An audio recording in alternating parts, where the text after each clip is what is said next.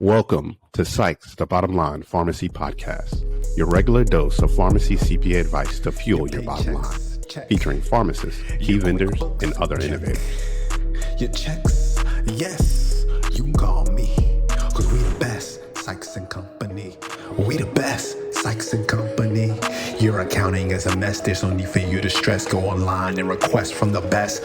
We the best, Sykes and Company. We the best, Sykes and Company. Yes. Appreciate you getting on. Wade Hinkle with pharmacymarketplace.com. Pharmacy used to be a pharmacy owner, no longer, right? And but what we do here is we just shoot the breeze. So no agenda, nothing. So with that, well, let me start it out then. You start it out. Shoot away. Well, we're certainly happy to have Wade Hinkle with us today with pharmacymarketplace.com.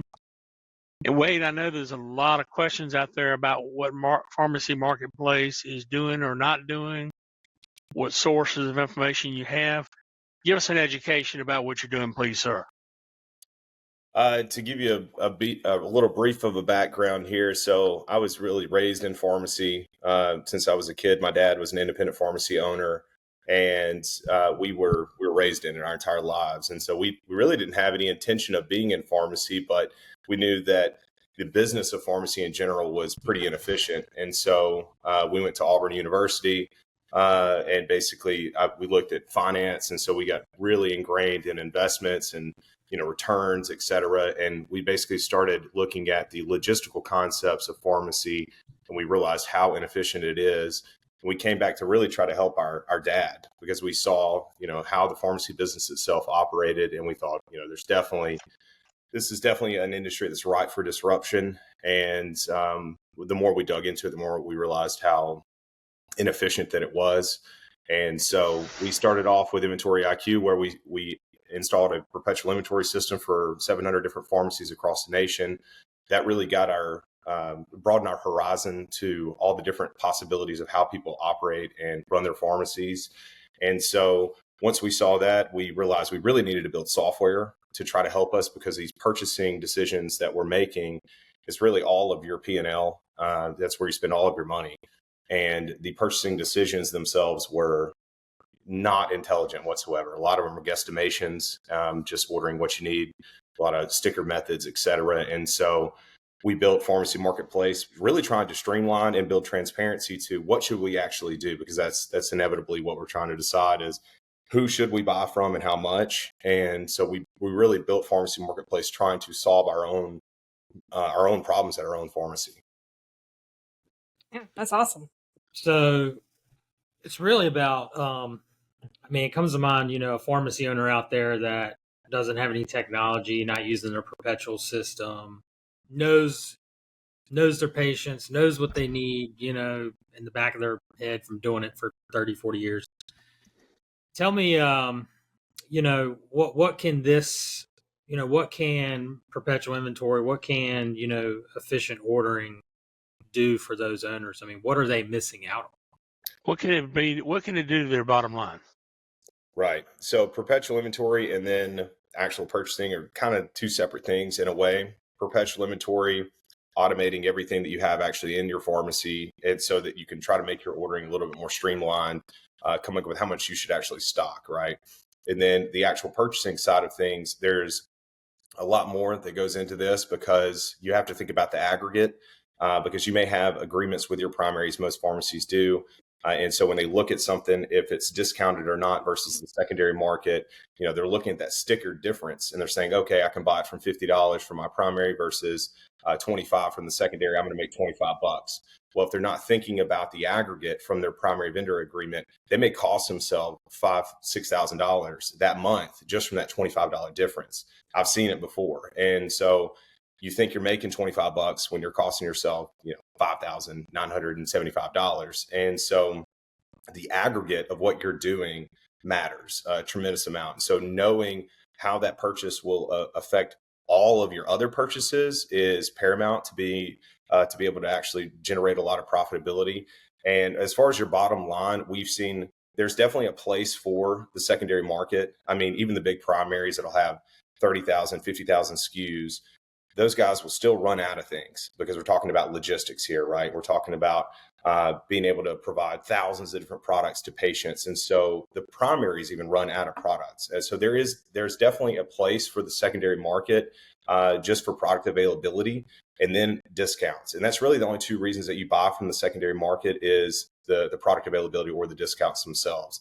Sometimes, I mean, you'll even pay more for an item just so you can be able to service the client. And now most of the time we're trying to actually get discounts instead of paying more, but we're in healthcare, so we're going to do what we have to do, right? And so basically, if you do work your primary vendor agreement compared to the secondary market, an average pharmacy doing 250 prescriptions a day, there's no reason why they can't make another $2,000 to $3,000 a month.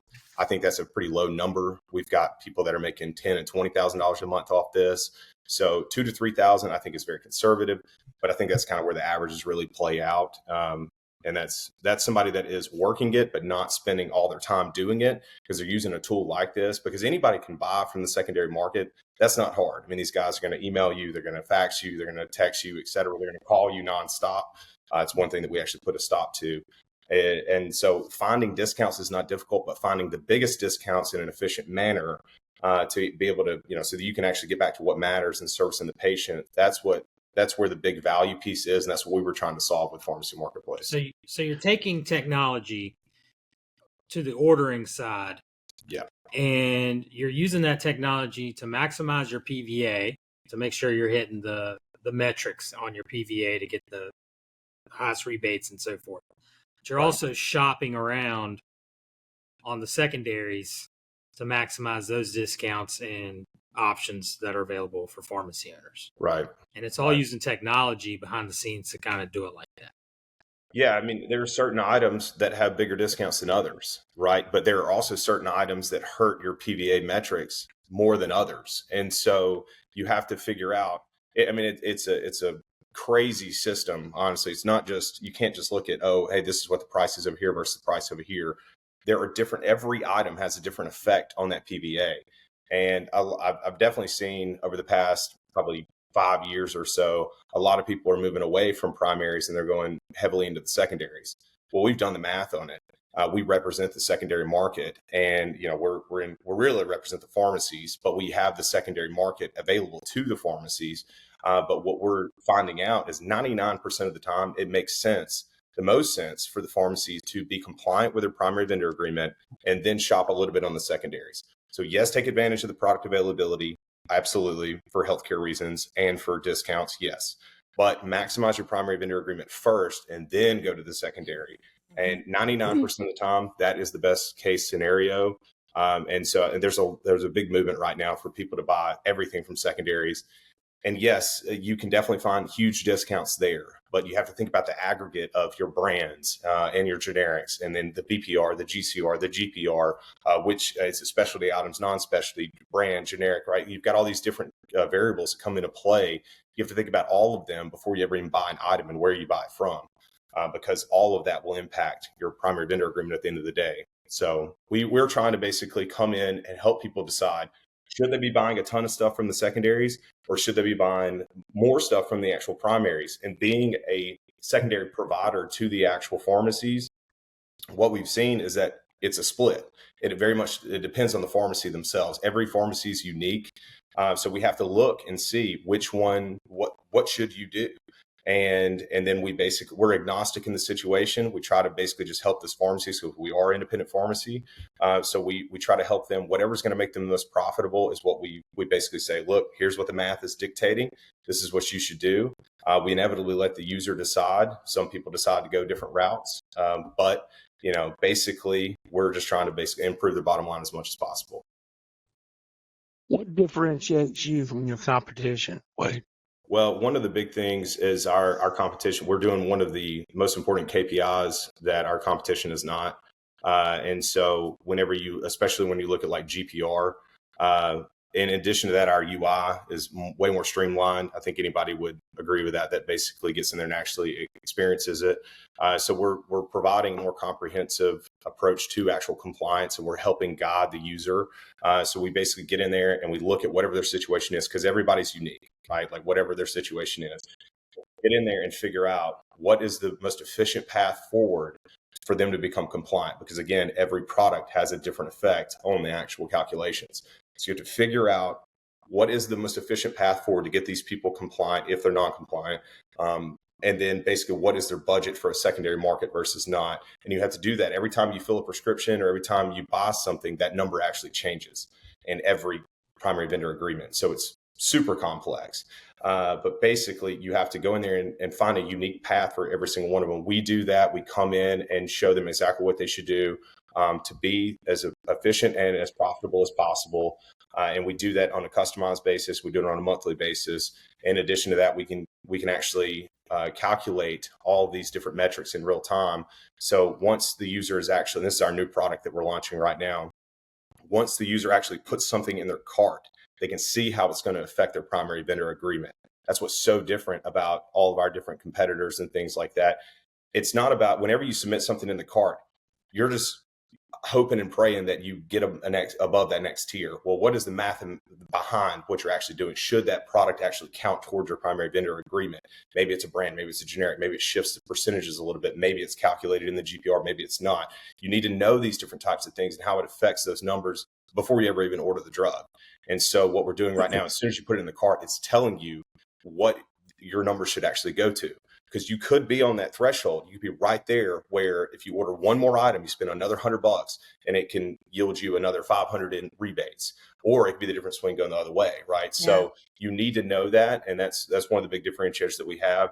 And then in addition to that, we're auditing all the data that's coming in to make sure that what is being calculated from the actual primaries compared to what you actually have, we're auditing it to make sure that they match up as well. So we're continuously looking at it because we're talking about big systems here that have a tremendous amount of data going back and forth between the two systems. There have been a lot of changes, especially this year with like Change Healthcare, et cetera, of different things that have disrupted, data flows and whatnot. And so we're continuously looking at, is the calculation that they're holding you to, is it actually right as well? So we're not only are we telling you where you're at, we're auditing where you're at, and then we're helping you decide where you need to go.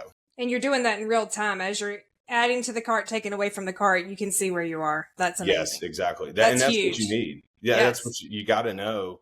And we put in there estimated because maybe you go and order something. It could change. Right. Maybe the wholesaler says they have it, but they don't have it. When they go to pick it, they don't have it. And so it's always estimated. Right. We'll do that. Right. But in theory, assuming the product arrives, this is what it should go to. And having that level of intelligence can be the difference between you making a few $1,000s that month versus not. I think that at the end of the month, whenever you're trying to make a little bit more extra money and you're trying to decide who to buy from, get over that, your primary is $300 more. It doesn't matter. In certain cases, that can actually be a good thing. It's $300 more, but if it yields you a higher rebate on everything else and you make $1,000, right, who cares if it's $300 more? You actually got a huge discount on that item. And so if you think about it from an aggregate perspective, and that happens all the time, and having that level of intelligence, it just doesn't exist. And so knowing, and we do have customization, by the way, for all these different levels. Like everybody has different buying arrangements, different volume tiers, different GCR tiers, et cetera. You can customize that completely into the software as well. So it can accommodate any type of specific customization, anything including items that are in the calculation and not. We've had to build it where it's robust it can accommodate for any type of specific buying patterns or buying arrangements that the stores actually have. So it's on a whole nother level, than what someone that would just be doing this day in and day out could do. I mean, it's real time, taking all that data and putting it right in front of you. It's kind of a automatic. And that's what I was thinking. This is kind of a no-brainer, right? So what would be the downside, if any? If I'm a pharmacist, I'm a member of a buying group, one of the major wholesalers, what would be the potential downside? You would definitely, sign up I would say that's probably the biggest barrier to entry is signing up. If you know your information, you can sign up in 15 minutes. We actually automated all of that too. We had some competitors that I used to be a part of to basically, at our store, because we were always looking for solutions for this, and it would take forever to register. And so we automated our onboarding to basically make that as streamlined as possible. So signing up is definitely one of the downsides, and then changing your purchasing habits is the other downside, I would say, because, you may have your technicians maybe used to buying a certain way.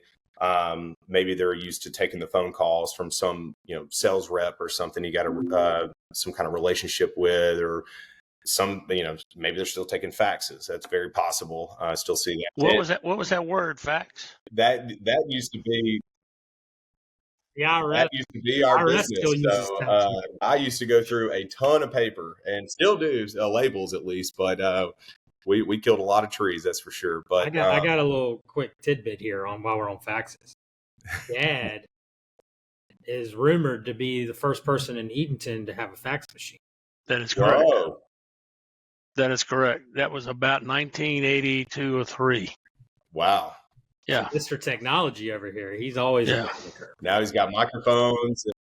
He's ready now. It's ingrained in our culture here. Well, that's the way we got a lot of information, and it would actually irritate me because I'd be in the store, I would find a great deal on something, and it would be 50% off or something from my primary, and I'd buy 6 months of it. Then I'd get a fax the next day from somebody I don't even know who it is, and it would be 75% off for that same product. And so it was so irritating because I'm sitting there going, I just bought 6 months of this, and I could have gotten X amount more.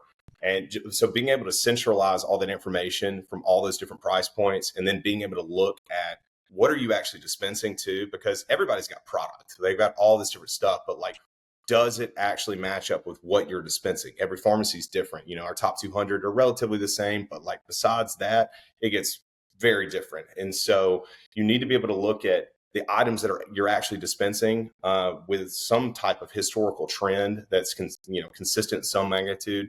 And then therefore you can actually buy, future buy some items to be able to meet demand. I'd say about 50% of the market is not on Perpetual still. And that's where the Inventory IQ plug comes in for sure. I mean, if you're going to do anything, if you're running your store and you're not on Perpetual, do that. You're going to make a ton of money, and you're going to go, I can't believe I used to run my pharmacy any different. It's a very manually intensive process to get it up and go. And that's obviously why Inventory IQ exists. But I think it's one of the most crucial things. It is definitely a starting point.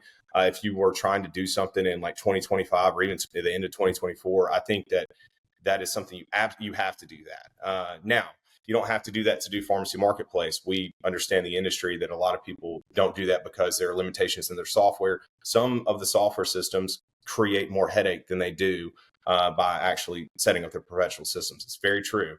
So it depends on which one you're on. It depends on how the software is going to react. And we've rejected a lot of business because we're like, look, you're going to set up this system. It's going to create more nightmares for you than your current, layout. And unless they update to one of the newer ones, then we won't even set it up, or we won't suggest they will. So you said something interesting a little bit ago about one of the pain points being ordering habits are changing. Yes, as being a struggle, which to me tells me that the way they're currently ordering is not optimized, and this system is optimizing that, and it's completely different. So it kind of really highlights to me the difference in the opportunity adding technology here on this process. Is that fair to say? Yeah, I mean, if you think about just the package size calculator of things, whenever you're buying stuff, especially if you're trying to buy from really any secondary or really anyone, they want you to buy the most amount of the product as possible. We're looking at it we're looking at the dispensing, we're looking at the actual pack sizes, and we're saying, yes, you've just been dispensing 30 of this tablet or the capsule, whatever it is, per month for the past 6 months. We're looking at a 500 count bottle. That's going to be, what is that? 15 months, 14 months of dispensing or stock that you're about to buy to be able to be able to buy this discount. Does that make sense? We consider how long are you actually going to have to hold that inventory? Because there's a carrying cost associated with buying all that inventory. You're going to invest dollars that are going to sit there for long periods of time that you could have put elsewhere. You could put them in T-bills or the market or et cetera, right? And receive some type of return. So you're investing. Every purchasing decision is an investment. And so we have to look at how long are you going to be holding that investment versus the actual returns that are coming back from it. Now, maybe the discount makes the most sense and you should buy that item, but you need to be looking at that before you ever even purchase the product whatsoever. And to give you just a simple rule of thumb, if you're not getting at least a 2% discount per month that you're holding the inventory, then you shouldn't be holding the inventory whatsoever, because there's a carrying cost that's associated with investing your dollars into inventory. You're going to be paying in taxes. You're going to be paying in waste. You're going to be paying your technicians to put the items up and to manage it, expirations, et cetera. NCPA did a study about, it's probably been 15 years now. It's anywhere from 20 to 30% per year of carrying costs that you're enduring to basically hold excess inventory. And so if you break that up, it's about 2% per month. We go with about 24% in the middle. So you're absorbing about a 2% fee essentially for holding that item in your inventory for excess periods of time. And so knowing, yes, you have a discount, but how long are you having to hold that? What are you going to have to pay in a penalty to be able to absorb that discount? Maybe it's not an actual discount. Maybe the answer is you should be buying a 30 count or 60 count or a 90 count or something like that to shrink the cycle that you're going to have for the product to be on the shelf. Knowing all these little things can make a huge difference in how much inventory that you're at, or how much cash flow you're investing into your inventory, which will yield you dollars at the end of the day. So all of these little things can be massively impactful to your bottom line. It's a giant puzzle. It is. It is a giant puzzle, and you got to have technology. So Wade, if somebody has an interest in watching this, how can they best get up with you, watch a demo, whatever the case may be? Well, you can go to pharmacymarketplace.com and you can request a demo directly on the actual website, and or you can contact me directly, and I'll definitely respond back. Just Wade at pharmacymarketplace.com is my email. Just contact us through either one of those channels, and we'll make sure we give you a demo. I think you'll be very pleased with how we set this up. Anything else, Wade, you want to add that we didn't ask, or you want to plug, or? That this is my favorite accounting firm and the best in the industry. So it is my favorite podcast as well. No, I mean, you guys really are amazing. I've heard nothing but great things, and y'all been super wonderful to work with as well. So I know y'all have y'all deal with, and I've had bad accountants too, by the way, and it's actually cost me a lot of money. So getting a good accountant, yes, things you may pay for what you get, but I've seen it and I've actually felt it myself. So having high quality accountants that actually know what they're doing and stay up with this stuff, it matters a lot. Wade, as they say, cost is what you pay, value is what you receive. That's it. That's very true. And I've been on the other side of that. Words of wisdom. You live and learn. That's for sure. Wade, we appreciate you getting on and sharing a little bit about Pharmacy Marketplace and the technology that's now or that you guys have in this space. So look forward to having you back on, and maybe Jared in the near future with Inventory IQ. But hope you have a great Christmas season here, and appreciate you again.